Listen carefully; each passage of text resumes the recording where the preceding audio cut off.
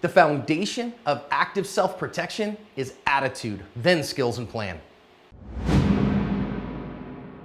Hi everyone, this is John with today's active self-protection lesson out of Auckland, New Zealand.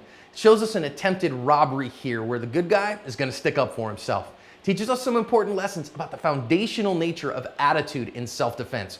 Also, the dangers of the trailing accomplice and about having the skills to use whatever environmental weapons might show up.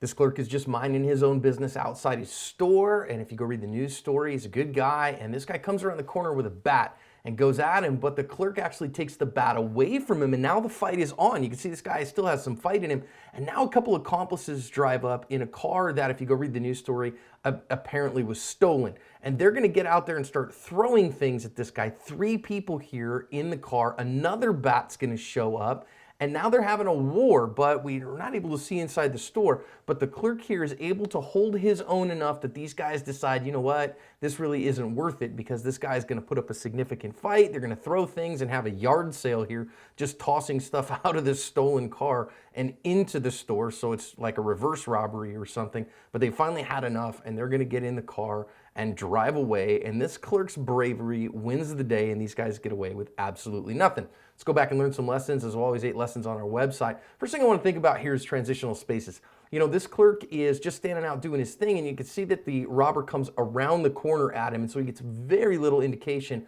of his, incoming attack. This is an ambush. You got to be able to survive the ambush. And when you're in these transitional spaces, this is a gas station. You got to watch out for that. Next, we see the clerk here. He just takes the bat away from the guy. The guy missed him with the first strike, and he took the bat away from him. Now, again, if you go read the news story, this guy's a Sikh, and the Sikh people are known to be fighters. They're known that they are self-defenders, and they won't put up with anyone's crap. And so he just goes after the guy, takes his bat away from him, and now he's going to take the fight to the armed robber.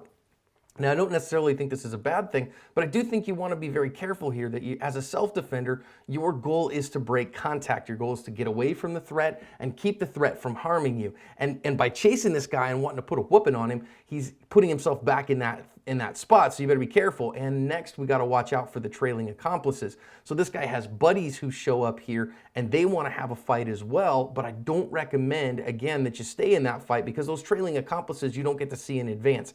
Now, we're going to see as these guys come back in that this fight gets a little crazy, but he's able to hold his ground and hold that door because it's a choke point. But that only works because we know these guys don't have any ranged force multipliers. They don't have any firearms on them. They don't have anything like that. And I know that you'd say, well, this is Auckland, and so they may not really have firearms, but we also know that armed robbers and criminals get a hold of them, so that's not necessarily proof against those kind of things. But because he was able to hold the door there, he was able to kind of take them on one at a time and keep them away from him. And because of that, they decided and got frustrated and got out of there. Overall, great attitude, great willingness to fight, some good skills and a decent plan helped him cover his asp.